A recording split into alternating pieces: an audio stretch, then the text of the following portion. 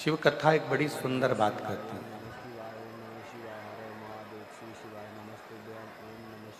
कभी कथा श्रवण करने के बाद में, कथा को सुनने के बाद में, कथा श्रवण करने के बाद में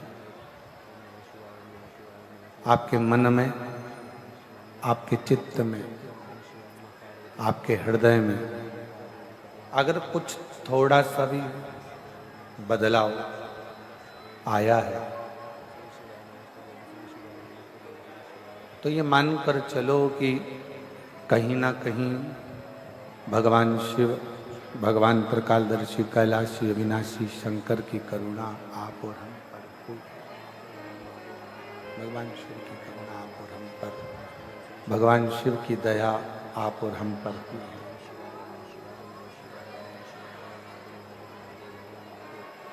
कई लोग कहते हैं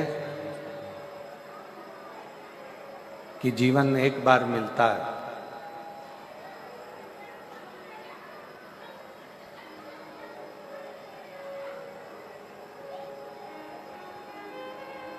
कई लोग कहते हैं जिंदगी एक बार प्राप्त होती है, पर शिव महापुराण इसको थोड़ा सा बदल कर बताती है।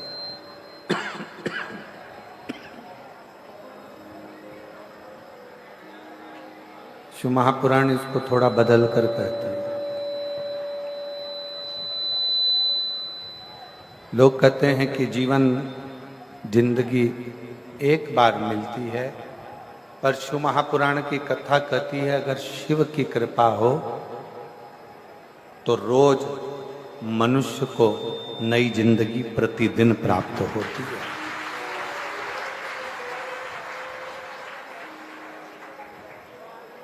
लोग कहते हैं कि जिंदगी लोग कहते हैं कि जिंदगी एक बार मिलती है, पर शिव महापुराण की कथा कहती है कि जिंदगी तो रोज मिलती है। आवाज सूखी सी जा रही है, सूखी सूखापन है और गला भी पकड़ रहा है। आवाज भी नहीं जा रही बाहर। लोग कहते हैं कि जिंदगी एक बार मिलती है, पर शिव महापुराण की कथा कहती है जो शंकर का गुणगान करते हैं, जो शंकर जी का भजन करते हैं, जो भगवान शिव की अविरल भक्ति, भगवान शिव की अविरल भक्ति में डूबे रहते हैं। पीछे की आवाज बढ़ाओ, पीछे की आवाज नहीं है। जो भगवान शंकर की अविरल भक्ति में डूबे रहते हैं, जो भगवान शिव की आराधना नित्य करते रहते हैं। पीछे की आवाज,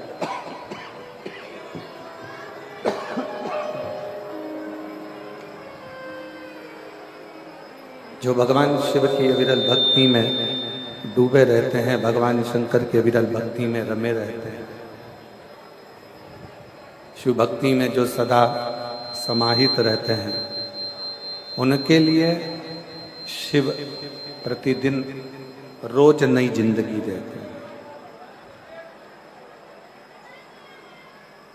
ऐसा कोई पल, ऐसी कोई घड़ी, ऐसा कोई क्षण नहीं जाता जब शिव करुणा नहीं करता। कोई कहे कि जीवन एक बार मिलता है, जिंदगी एक बार मिलती है, पर शिव महापुराण की कथा कहती है जिंदगी तो रोज नई मिलती है, केवल एक मौत, मृत्यु मनुष्य को एक बार मिलती है, इसके सिवाय बार बार नहीं। जिंदगी बार बार मिल सकती है, प्रतिदिन नया जीवन, प्रतिदिन नई ऊर्जा, प्रतिदिन नया विचार, नई सोच, नई करुणा, नई दृष्टि, नया भाव, नई उन्नति मनुष्य के जीवन में रहती है। पर मृत्यु, मौत केवल एक बार आती है। और वो मृत्यु किसी दूसरे कर्म के लिए नहीं, मृत्यु जहाँ से आप और हम सब इस संसार में आए हैं, उस परमात्मा के द्वारा भेजे गए हैं, उस भगवान के द्वारा मृत्यु लोक में आए हैं, भेजे गए हैं, मृत्यु लोक में हमको भेजा गया है। उसी परमात्मा से पुनः जाकर मिलने के लिए वो मृत्यु आती है, वो मौत आती है।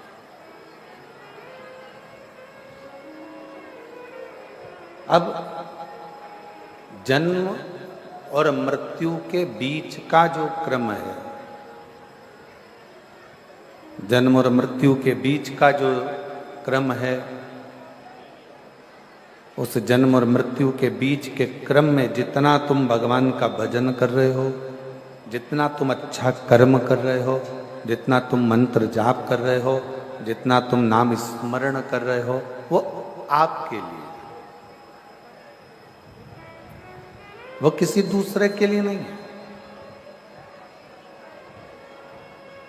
और मैंने तेरे ही भरोसे बाबा, तेरे ही भरोसे हवा बिच उड़ती जावांगी, बाबा डोर हथो छड़ी नाम कटी जावांगी। भोले मैं तेरी भक्तन, शंभो मैं तेरी भक्तन, हवा बिच उड़नी जावांगी, बाबा डोर हथो छड़ी नाम कटी जावांगी। भोले मैं तेरी भक्तन, शंभो मैं तेरी भक्तन। अब जन्म से मृत्यु के बीच का जो क्रम है, जन्म से मृत्यु के बीच का जो समय है, वो हमारी शिव भक्ति का समय। शिव भक्ति में एक चीज वेद व्यास जी ने शिव महापुराण में बहुत अच्छी कही है कि शिव भक्ति में ना परिवार को छोड़ने की जरूरत पड़ती है, शिव भक्ति में ना व्यापार छोड़ने की जरूरत पड़ती है, शिव भक्ति में ना घर छोड़ने की जरूरत पड़ती है, शिव भक्ति में ना अपना कुटुंब, ना परिवार, ना घर, कुछ भी छोड़ने की जरूरत नहीं पड़ती है। शिव भक्ति में तो केवल अविश्वास को छोड़ दो और विश्वास को पकड़कर तुम अपने कर्म में लगे लगे भगवान का भजन करो, शिव की प्राप्ति हो जाती है। भगवान शंकर की अविरल भक्ति प्राप्त हो ही जाती है, शिव की अविरल भक्ति प्राप्त हो ही जाती है। भगवान शिव को प्राप्त किया जा सकता है। एक विश्वास, श्रद्धा, भरोसा, दृढ़ता, ये शंकर जी के करीब में लेकर जाते हैं, शिव के पास लेकर जाते हैं।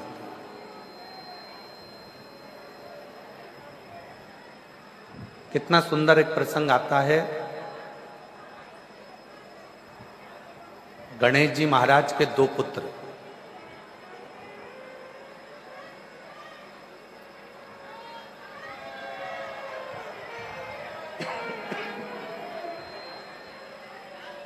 भगवान गणेश जी महाराज के दो पुत्र, शुभ और लाभ। जम के बोलो क्या नाम है? शुभ और लाभ। एक बार दोनों बैठे हुए थे और अपनी मां रिद्धि सिद्धि के पास में विराजमान थे। अपनी माता रिद्धि सिद्धि के पास में, आवाज सेट नहीं हो रही, गला पकड़ रहा बहुत तेज। अपनी माता रिद्धि सिद्धि के पास में वो बैठे हुए।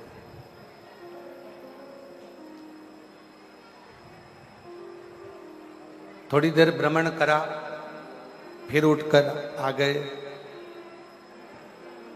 और फिर उठकर आने के बाद में फिर रिद्धि सिद्धि के पास फिर आकर बैठ गए, रिद्धि सिद्धि के पास फिर आकर फिर विराजमान हो गए,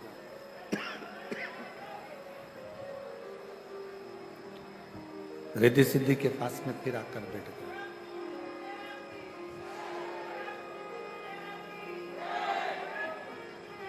कुछ समय था, शंभु मांगो घड़ी रे घड़ी दुख काटो, दया करी निदर्शन आपो, शंभु शंभु शंभु शंभु मांगो घड़ी रे दुख काटो, दया करी निदर्शन आपो, शंभु शरणे मांगो घड़ी रे दुख काटो, दया करी निदर्शन आपो। शुभ लाभ दोनों जनी भ्रमण करते हैं और शुभ लाभ दोनों भ्रमण करने के बाद में फिर वापस पुनः रिद्धि सिद्धि के पास में आकर बैठ जाते हैं।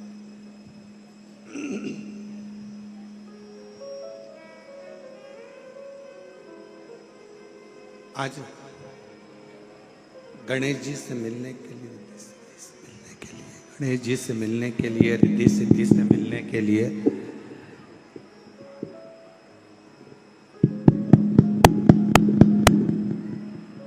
गणेश जी रिद्धि सिद्धि से मिलने के लिए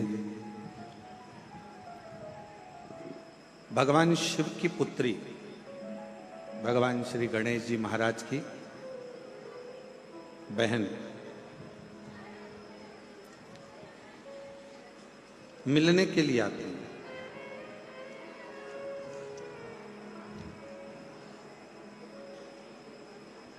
जया, विषहरा, श्यामली बारी, दो तली और देव।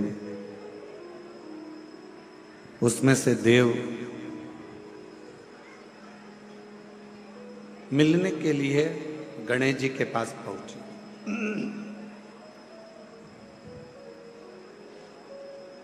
शुभ और लाभ को विचलित देखा उन्होंने, दोनों स्थिरता में बैठ नहीं रहे।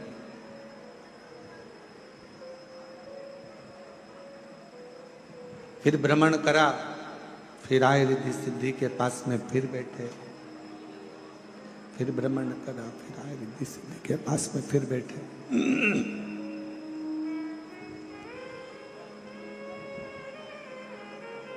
बार बार भ्रमण करते हैं, बार बार भ्रमण कर कर फिर रिद्धि सिद्धि के पास में आकर बैठ जाते हैं।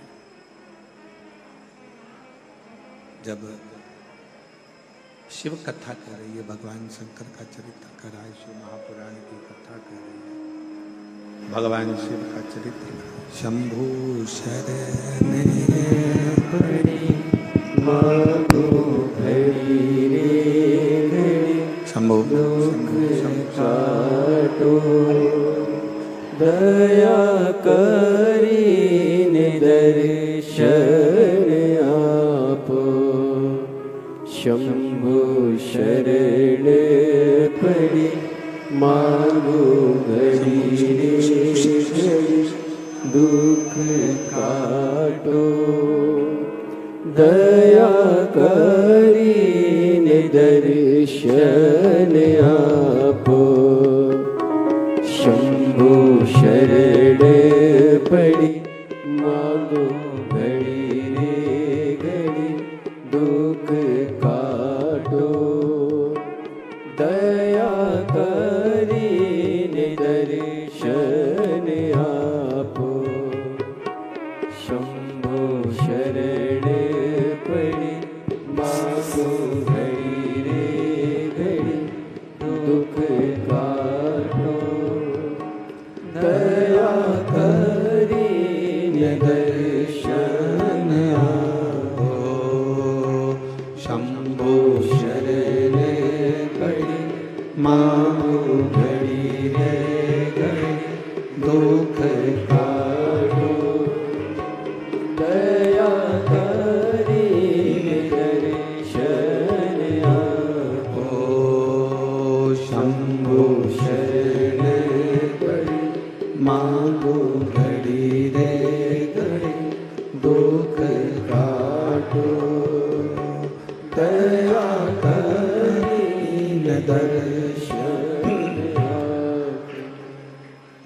सिद्धि की गोद में आकर शुभ लाभ बैठ जाते हैं।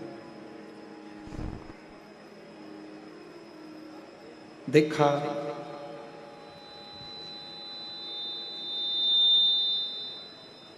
शिव जी की पुत्री देव ने, और वो देखकर बड़ी आश्चर्य हुई। देव ने देखा, बड़ी आश्चर्य हुई। घर की बेटी, घर की बुआ, घर की बेटी, घर की माँ, घर की नारी, घर की स्त्री जितना ससुराल से स्नेह रखती है, उतना ही स्नेह वो अपने मायके से भी रखती है।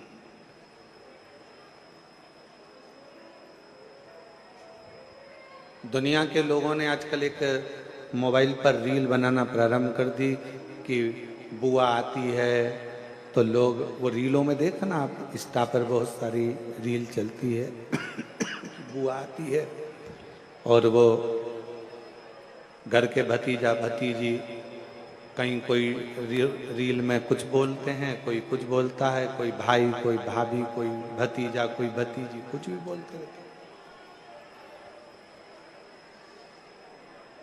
पर शिव महापुराण की कथा कहती है, जिसने अच्छे से कभी श्रीमद् भागवत नहीं सुनी हो, जिसने कभी अच्छे से शिव महापुराण नहीं सुनी हो, उसको बुआ में खोट नजर आ सकती है, उसको बुआ फूफा में खोट नजर आ सकते हैं। पर जिन्होंने अगर दिल से शिव महापुराण की कथा को श्रवण किया है या श्रीमद् भागवत कथा को जिसने सुना है, वो कभी अपनी बुआ में, अपनी बेटी में, अपनी बहन में, अपनी ननंद में कभी खोट नजर नहीं आ सकता, वो श्रेष्ठ ही नजर।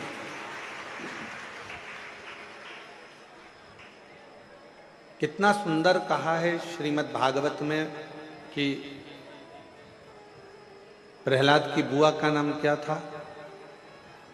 जम के बोलो, अच्छे से बोलो, जम के। होलिका। आप कह रहे हो कि वो होलिका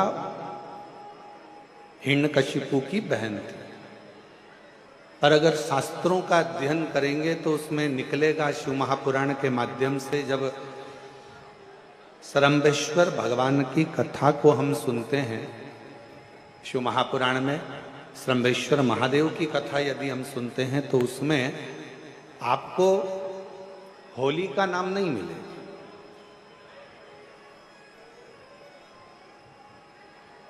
आपको हिरण्यकशिपु की बहन का नाम मिलेगा डूंडा। क्या नाम मिलेगा आपको? डूंडा।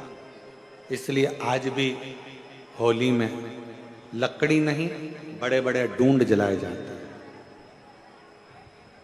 बड़े बड़े लक्कड़, बड़े बड़े डूंडों को जलाया जाता है।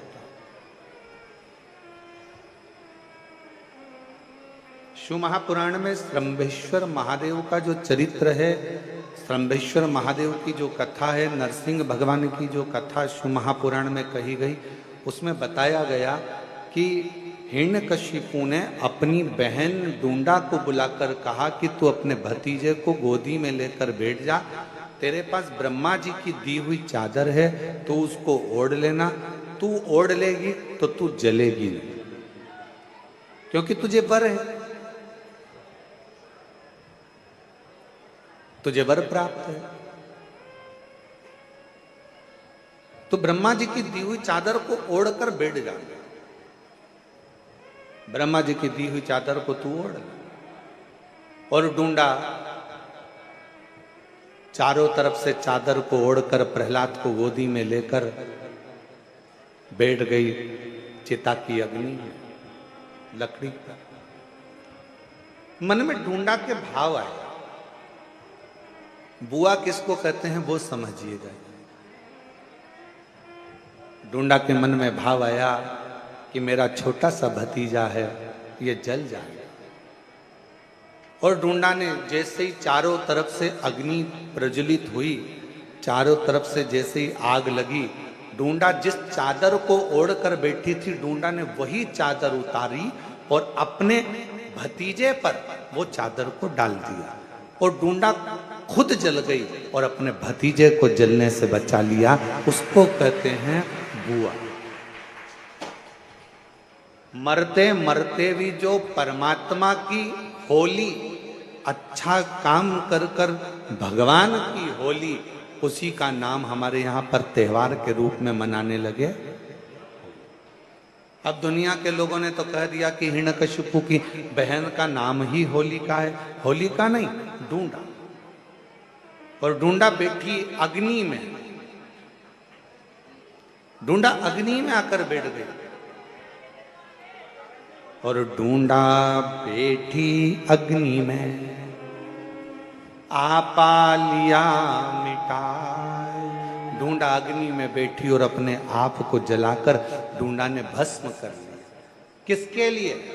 चाहती तो ढूंढा अपनी चादर को ओढ़कर स्वयं बैठ जाती, ढूंढा अपनी चादर ओढ़कर बैठती और जलने से बच जाती, पर ढूंढा ने अपनी चादर को उतारा और प्रहलाद पर डाल दिया।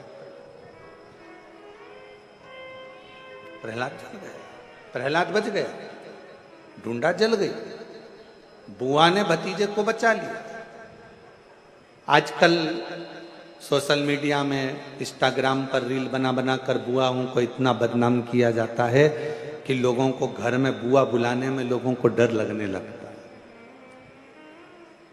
अब एक बुआ का चरित्र तो अपन ने लिया श्रीमद् भागवत में, शिव पुराण में से। अब दूसरा चरित्र ले स्कंद पुराण में से, शिव महापुराण में से, लिंग पुराण में से, कुर्म पुराण में से।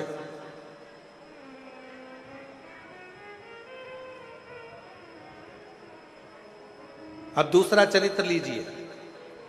भगवान शंकर की 6 बेटियां जया, विषहरा, शामरीवारी, दौतली, देव। 5वें नंबर की जो भगवान शंकर की बेटी है देव, वो 5वें नंबर की बेटी एक दिन अपने भाई श्री गणेश जी महाराज से मिलने के लिए आई।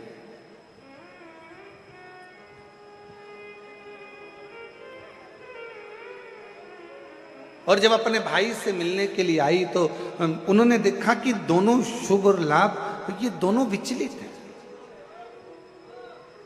दोनों स्थिर नहीं हो रहे हैं। दोनों जा रहे आ रहे, फिर आते फिर जाते, फिर आते फिर जाते, थोड़ी देर बैठते फिर चले जाते, दोनों में स्थिरता नहीं बना।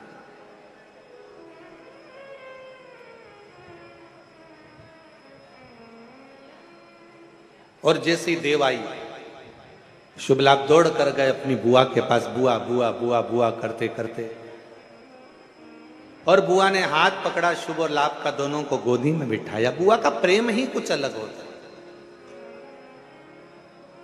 मेरी जीजियों, मेरे जीजाओं, मेरी बेटियों, बेटाओं, मेरी माताओं, मेरे भाई, एक बात याद रखना, तुम बहन बेटी को अगर 500 का लिफाफा दे रहे हो, तुम बहन बेटी को अगर साड़ी दे रहे हो, तुम बहन बेटी को अगर कोई वस्तु दे रहे हो, तो ये मत सोचना कि तुम बहन बेटी को दे रहे हो। वो तो बहन बेटी का आशीर्वाद तुम्हारे ऊपर फलीभूत हुआ, इसलिए तुमने कुछ निकाल कर बहन बेटी को दिया।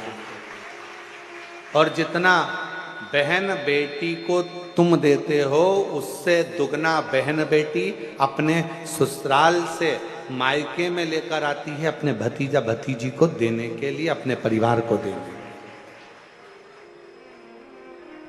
तो कोई ये अंदाजा ना लगाए, कोई ये विचार ना करे कि हम बहन बेटी को कुछ दे रहे हैं, हम बहन बेटी को कुछ प्रदान कर रहे हैं।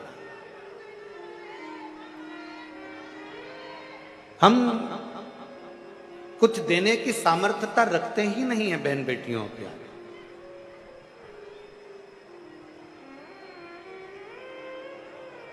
शिव कथा कर रही है, भगवान शंकर का चरित्र कर रहा है। देव ने देखा, भतीजों को गोदी में बिठाया, शुभ और लाभ का चेहरा देव देख रही थी, और भतीजे बुआ बुआ कर कर मुंह सुखा रहे थे। तभी इतने में देव ने पूछ लिया, बुआ ने पूछ लिया, क्या बात है शुभ लाभ, तुम स्थिर नहीं हो, तुम एक जगह बैठ नहीं रहे हो, क्या हो गया? क्या बात है, तुमको कुछ चाहिए क्या, तुम्हारे हृदय में कोई दुख है क्या, तुम्हारे हृदय में कोई तकलीफ है क्या, तुम्हारे हृदय में कोई कष्ट है क्या, क्या हुआ क्या है तुम्हें, बोलो। इतने में शुभ लाभ ने कहा, बुआ जैसे हमारे दादाजी को भगवान देवाधिदेव महादेव जी को जगत में पूजा जाता है, जैसे मेरे पिताजी को श्री गणेश जी महाराज, जैसे मेरे पिताजी को श्री गणेश जी महाराज को सारे जगत में पूजा जाता है, जैसे मेरे ताऊ श्री को श्री कार्तिकेय महाराज जी को संपूर्ण जगत में पूजा जाता है, जैसे मेरी माँ रिद्धि सिद्धि को संपूर्ण जगत में पूजा जाता है, हे बुआ हम शुभ और लाभ भी संपूर्ण जगत में पूजित हो, संपूर्ण जगत में पूजे जाएं। ऐसा क्या क्रम किया जाए, ऐसा क्या करें, हम क्या करें। तब बुआ ने उसी समय पर, बुआ ने उसी क्षण उसी घड़ी अपने भतीजे शुभ और लाभ से कहा कि तुम्हें चिंता करने की जरूरत नहीं है, आज मैं तुम्हें एक मंत्र प्रदान करती हूं और उस मंत्र का जाप यदि तुम निरंतर करोगे तो निश्चित है कि तुम एक ना एक दिन शिव की अविरल भक्ति को प्राप्त करोगे दादाजी की, और तुम भी जगत में पूज्य हो जाओगे, ये निश्चित है। अब देखो भगवान शंकर की कथा कह रही है कि एक बहन बेटी अपने भतीजे को भी संसार में पूजित करने का कार्य कर दे।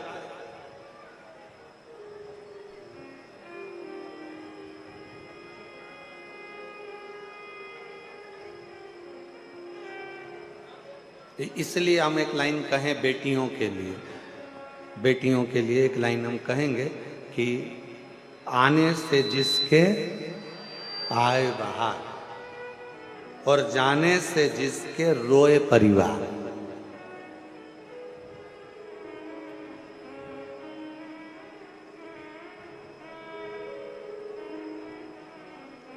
जिसके आने से पूरे घर में खुशियां छा जाए, जिसके आने से पूरे घर में आनंद छा जाए, समझ लेना वो कोई और दूसरी नहीं, घर की बहन बेटियां होती हैं, जिनके आने से शोभा बढ़ती है, जिनके आने से सुख बढ़ता है, जिनके आने से आनंद बढ़ता है, जिनके आने से हमें सुख की अनुभूति होती है, आनंद की अनुभूति होती है, जिसके आने से हमारे चारों तरफ सुख ही सुख समाहित हो जाता है, सुख ही सुख समाहित हो जाता है, वो घर की बहन बेटी।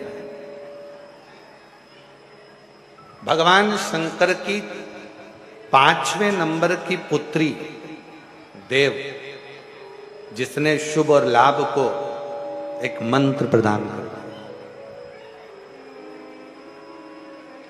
शुभ और लाभ को एक मंत्र दिया, और वो मंत्र कोई दूसरा नहीं है। शुभ लाभ को जो मंत्र दिया वही पंचाक्षर मंत्र भगवान शंकर का नमः शिवाय, ओम नमः शिवाय। उस मंत्र को जब शुभ लाभ को प्रदान किया गया, जब मंत्र शुभ लाभ को दिया गया, प्रदान किया गया, उन शुभ लाभ ने वन में निवास कर कर माता रिद्धि सिद्धि को प्रणाम कर कर, श्री गणेश जी महाराज को नमन कर कर उस मंत्र का अखंड जाप करना प्रारंभ किया, अखंड जाप। और शिवाय शिवाय शिवाय ओम नमः शिवाय, शिवाय शिवाय शिवाय ओम नमः शिवाय। मंत्र दिया, पंचाक्षर पंचाक्षर मंत्र, षडाक्षर मंत्र, मंत्र प्रदान करा और वो मंत्र का जाप करना प्रारंभ किया, उस मंत्र का जाप करना प्रारंभ किया। और जैसे ही शुभ लाभ ने मंत्र का स्मरण किया, और कितना सुंदर कहा है, अगर कोई भी मंत्र का आप जाप करें, पहले की माताएं बड़े स्मरण में रहे। हम आप लोगों को एक बात कहना चाहेंगे, बड़े सावधानी से सुनिएगा कि पहले की माताएं जब पीपल की परिक्रमा करती थीं, तुलसी की परिक्रमा करती थीं, बट वृक्ष की परिक्रमा करती थीं, आंवले के वृक्ष की परिक्रमा करती थीं। जब पूर्व की माताएं किसी भी देवी देवता की परिक्रमा करती थीं, किसी देवता की परिक्रमा करती थीं, या किसी वृक्ष की परिक्रमा करती थीं, किसी मंदिर की परिक्रमा करती थीं, या किसी तीर्थ की परिक्रमा करती थीं, तो माताएं अपने हाथ को कभी खाली नहीं रखती। अब आस्था चैनल पर जितनी मेरी माताएं कथा सुन रही हैं, जितनी मेरी जीजियां कथा श्रवण कर रही हैं ऑनलाइन, शिव महापुराण की कथा, शिवपुत्री शिव कथा को जो सुन रही हैं, और यहाँ जो ऑफलाइन आप लोग श्रवण कर रहे हैं, तो आपके भी स्मरण में होगा। किसी किसी माताओं ने अगर देखा हो तो हमको लगता है कि आप में से किसी ना किसी ने देखा होगा कि माताएं जब तुलसी की परिक्रमा करती थी तो हाथ में या तो चावल का दाना रख लेती थी, एक परिक्रमा करके आई डाल दिया, चिरौंजी का दाना रख लेती थी, परिक्रमा करके आई डाल दिया, मूंगफली का दाना रख लेती थी, परिक्रमा करके आई डाल दिया, या कोई मखाना रख लेती थी, बादाम रख लेती थी, किशमिश रख लेती थी, दांत चिरौंजी रख लेती थी, कोई पिण खजूर रख लेती थी, कोई फल रख लेती थी, और घूम के आएगी और डाल देगी। देखा है कि नहीं देखा तुम लोगों ने? जम के तो बोलो, देखा है ना? वो चरित्र पूर्व की जो माताएं, पूर्व की जो मेरी जीजियां जो करते आई हैं, उनको किसने बताया? कौन ने कहा कि अपने हाथ को कभी खाली रखकर परिक्रमा नहीं करी जाती? आज के जमाने में तो लोग परिक्रमा भी करते हैं, हाथ तो इनका खाली नहीं रहता, बस कोई दाना नहीं होता, हैंडसेट मोबाइल होता। परिक्रमा करते करते भी लोग अगर अभी अभी गई है बट सावित्री की पूजन अभी हुई है, बट सावित्री अमावस्या की। तुमने देखना पहले बट सावित्री पूजन का सोशल मीडिया पे कोई वीडियो फोटो नहीं आता था, पर आज के जमाने में तो माताएं अगर बट सावित्री का भी परिक्रमा कर रही हैं तो लगाते लगाते लगाते लगाते वो बट सावित्री की परिक्रमा हो रही है। अब वो बट सावित्री की परिक्रमा हो रही है तो सत्यवान और सावित्री भी सोच रहे हैं हमारे जमाने में तो ये नहीं था, हमारे जमाने में तो ये नहीं था। पर अब निवेदन है शिव पुराण के माध्यम से, भगवान मिठास डालो, मिठास, रूखापन बहुत ज्यादा है माइक में, शिव पुराण के माध्यम से निवेदन करना चाहूं, शिव महापुराण के माध्यम से कहना चाहूं,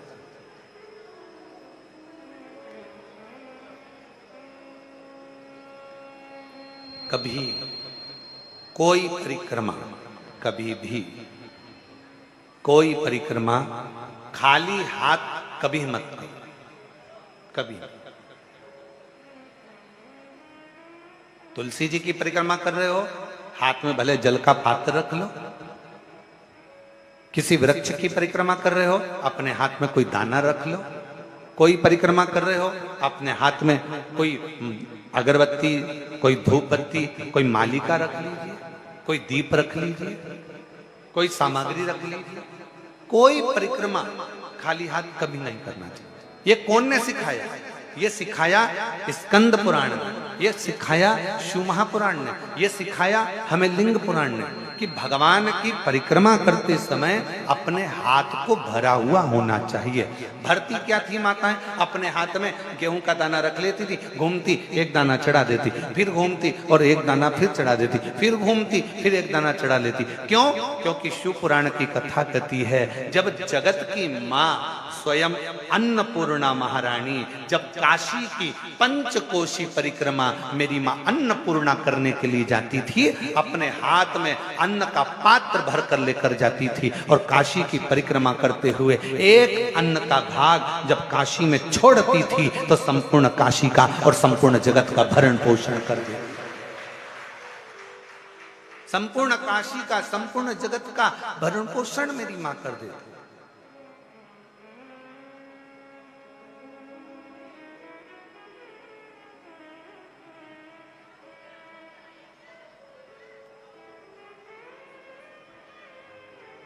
तुलसी की परिक्रमा भी रोज कर रहे हो ना? कई माताएं रोज प्रतिदिन तुलसी की परिक्रमा करती, निवेदन है खाली हाथ में, एक चावल का दाना अपने हाथ में रख लो, परिक्रमा कर लो, भले भले एक कण का मात्र एक अन्न का दाना अपने हाथ में रख लो, परिक्रमा करो और छोड़ दो। नहीं है, पानी का लोटा हाथ में रखो, परिक्रमा करो, छोड़ दो। तुम्हारे हाथ भरे हुए होना चाहिए। तो जिस देवता की तुम परिक्रमा कर रही हो, वो देवता तुम्हारे हाथों को हमेशा भरा हुआ रखता है, तुम्हारे घर को भरा हुआ रखता है। वो परिक्रमा कभी भी खाली हाथ ना करें।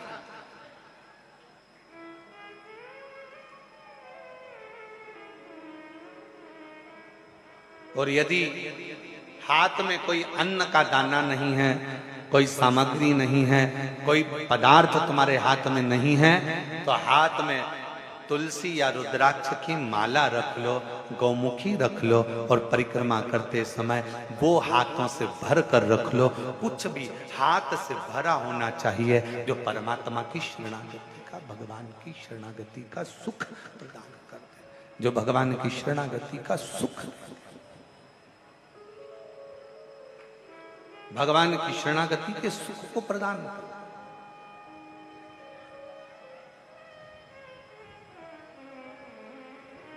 उसका फल मिलता है।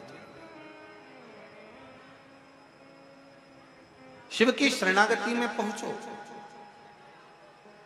बुआ ने कहा अपने भतीजों से, मंत्र जपने के लिए जब बैठना, मंत्र जपने के लिए जब बैठना, उस समय पर तुम्हारी चित्त वृत्ति में शिव समाहित हो।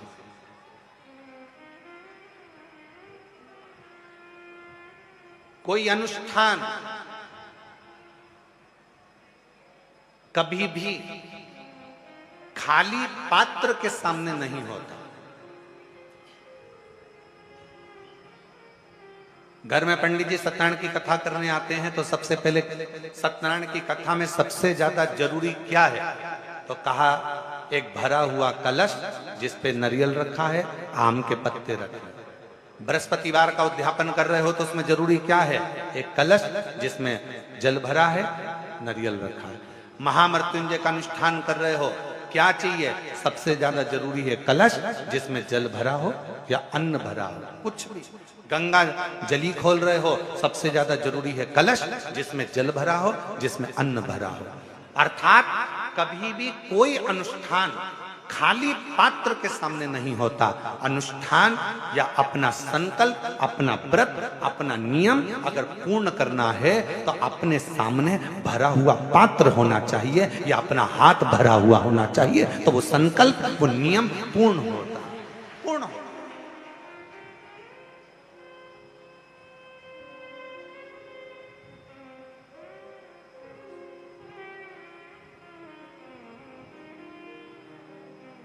आप भरा हुआ पात्र अपने साथ में रखते हो, महामृत्युंजय अनुष्ठान कर रहे हो, भरा हुआ पात्र तुम्हारे सामने। राहु का जाप करवाया, भरा हुआ पात्र तुम्हारे सामने। ब्राह्मण सबसे पहले अगर अनुष्ठान करेगा तो सबसे पहला काम एक ही करेगा कि पात्र को भर कर रखे।